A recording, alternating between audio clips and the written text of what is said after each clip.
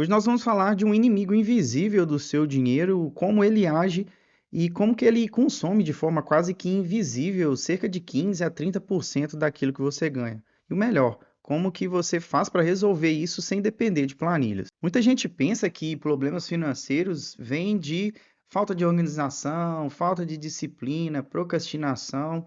É bem verdade que isso tem um peso, sim, porém, no fundo, não é só isso que é o cerne de todo o problema. E por que que não é? Muitas das pessoas que não conseguem juntar dinheiro, que ganham até bem 5, 10, 15 mil reais e não têm ali uma vida financeira tranquila, elas seguem exatamente esse passo a passo. Bom, eu já vi que eu não consegui ter dinheiro guardado, as minhas finanças estão meio capengas aqui, eu vou começar a organizar tudo, vou montar uma planilha. Ou então vou anotar todos os meus gastos. A real é que a pessoa acaba criando um sistema que não funciona para o cotidiano dela. E por que que não funciona? Uma grande queixa da maioria das pessoas é que elas não têm tempo. E se elas não têm tempo, o pouco tempo que tem, ela não vai gastar montando uma planilha financeira ou anotando gastos sem saber de fato quais são os benefícios que aquilo ali tem para ela. E por que que ela não faz? Porque é chato. E de fato é chato mesmo. Cuidar das finanças não é uma coisa tão agradável assim.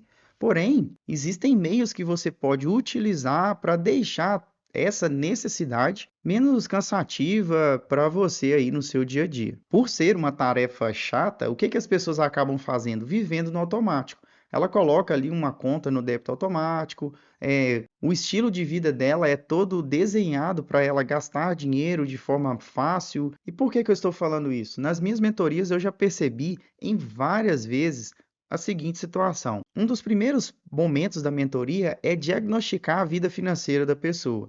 Nesse momento, eu pego ali todos os dados financeiros, quanto que ela gasta com água, luz, telefone, internet, e eu vou aprofundando essas perguntas para saber se a pessoa tem mais despesas no cotidiano dela. E aí o que que acontece? A pessoa bate o martelo e fala: "Não, Douglas, é isso aqui que é o meu padrão financeiro, os meus gastos estão todos aí". Porém, frequentemente, no segundo momento, quando eu já estou ali montando já o plano financeiro da pessoa, ela aparece com outros gastos que ela tinha esquecido.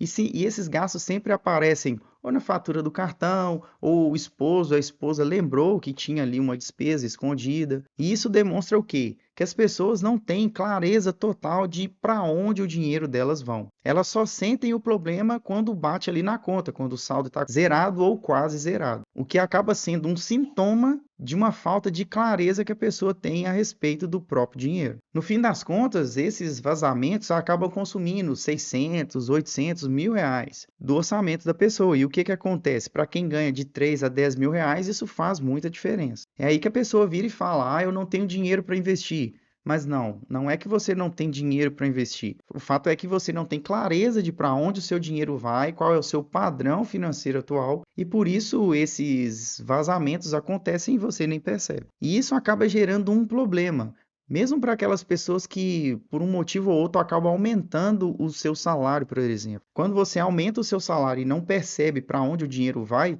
mesmo que você aumente 2, 3 vezes o que ganha, os mesmos problemas acontecem. Porque nesse caso acaba acontecendo o famoso creep de estilo de vida, que é uma inflação do padrão de vida da pessoa. Então, se ela antigamente usava um Uber por semana, ela passa a usar 2, 3, 4. Se ela pedia um iFood, ela passa a pedir mais. Se ela sair para jantar uma vez no mês, ela passa a sair 3, 4, 5 vezes. E não é só isso, assinaturas e outras coisas que inflam o padrão de vida dela acabam contribuindo para que esse dinheiro desapareça. Tá, mas quais são os erros mais comuns que as pessoas cometem? Eu anotei aqui 5 erros para ficar mais fácil para você entender. O primeiro deles é que, na grande maioria das vezes, e esse é um erro que eu cometia, é confiar na própria memória. E é sempre isso que acontece. Ah, eu não vou anotar não, porque eu vou lembrar disso depois. Ou lá na frente, e isso gera um efeito que é o seguinte: nossa, mas eu gastei tanto assim. Isso acontece muito na fatura do cartão. Você passa ali 10 reais, 20, 100, quando vai ver a sua fatura já bateu os 3 mil reais. O segundo erro é acreditar que num momento de reorganização financeira, fazer cortes profundos vão resolver todos os problemas. Nesse caso, a conta que vai para o espaço é a conta do lazer. A pessoa acredita que, poxa, se eu preciso cortar gastos, eu vou cortar o meu lazer e vai ficar tudo bem. Mas na verdade é que a sua vida acaba piorando, porque é necessário que você tenha espaço financeiro para ter lazer na sua vida. É praticamente insuportável você trabalhar apenas para pagar contas, sem conseguir tomar sua cerveja, comer uma pizza, sair com seu esposo, com a sua esposa, fazer uma viagem aqui ou ali. Isso deixa a vida quase que insalubre. Um outro erro é não revisar as contas fixas. Muita gente já paga as contas no débito automático ou coloca essas contas no cartão e não revisa esses pagamentos de tempos em tempos. Isso acaba também consumindo um valor considerável sem que as pessoas percebam, porque existe uma variação, uma alteração nos preços no decorrer do tempo. E se você deixa no débito automático, são poucas as vezes que as empresas acabam comunicando isso de forma clara para as pessoas. E isso acaba gerando um problema, que é o seguinte: às vezes a pessoa até pensou em investir, começou a poupar ali 1, 2, 3 meses, mas ela perde o fio dos investimentos e perde a constância. E para você que não sabe, para que você consiga ter um patrimônio considerável que vai gerar renda passiva para você, um dos pontos mais importantes não é só o valor que você aporta ou a rentabilidade do investimento, mas sim a constância com que você consegue colocar aquele valor todos os meses naquele investimento que você escolheu. E isso só é possível quando você tem clareza de como usa o seu dinheiro de fato. Tá, mas como você resolve esse problema então? Sem dúvida nenhuma, não é fazendo anotações o tempo inteiro, muito menos utilizando planilhas para fazer gestão. É você identificar um problema e agir nele de fato. Fazendo isso, os meus alunos conseguem logo de cara de 10 a 30% de economia. Isso sem fazer muito esforço. E a estratégia prática para isso passa por 5 pontos que eu vou mostrar para você. A primeira delas é fazer uma auditoria do seu gasto financeiro através do GPS financeiro. O GPS financeiro é uma ferramenta que eu criei e ela funciona basicamente assim.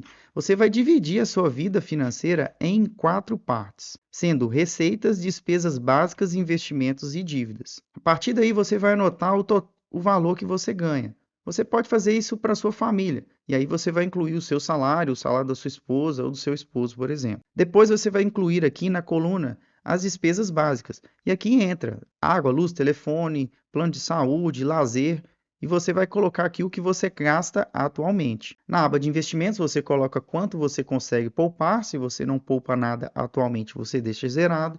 E na parte das dívidas, são aqueles parcelamentos do cartão de crédito ou outras dívidas que você tem aí. O passo 2 vai ser você encontrar o seu padrão financeiro atual.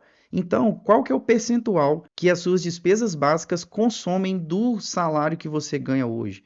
Qual é o percentual que os seus investimentos consomem do que você ganha hoje? E você vai fazer o mesmo para as dívidas. Nesse ponto, você já descobriu quantos por cento vai para cada área da sua vida. Se você não tem investimentos, o percentual obviamente é zero. Se você tem, por exemplo, 30% em dívidas, você pode readequar isso para diminuir esse percentual e esse recurso ir para outras áreas. Bom, nesse ponto você descobriu o padrão atual, mas o próximo passo é criar um padrão ideal. O padrão ideal é como você gostaria de utilizar esse dinheiro que você já ganha hoje. Então, quantos por cento iriam para investimentos? Quantos por cento iriam para despesas básicas, de forma confortável? Quantos por cento iria para dívidas? Isso pode variar de pessoa para pessoa. Vários criadores de conteúdo colocam fórmulas prontas aí, mas eu acredito que isso é mutável. Mas existe uma fórmula que eu acredito que seja confortável para a maioria das pessoas, que é o 65, 15, 20. 65% vai para as despesas básicas, 15% para investimentos e 20% para dívidas. É claro que se a sua situação está extremamente ruim, você pode diminuir os investimentos para 5, 10% nesse início e depois ir aumentando aí, não tem problema. Depois disso, o quarto passo vai ser criar um horizonte de gastos. Já que você definiu um padrão de como vai usar o seu dinheiro agora, você pode criar uma tabela mostrando mês a mês quanto de dinheiro vai para as despesas básicas, quanto vai para os seus investimentos e quanto vai para dívidas. Isso vai ajudar você a manter um plano. Lembre-se, isso não é uma planilha, é uma tabela para você memorizar quanto de dinheiro vai para cada área da sua vida. E aí sim você pode ir para o próximo passo, que é criar o que eu chamo de dia das finanças.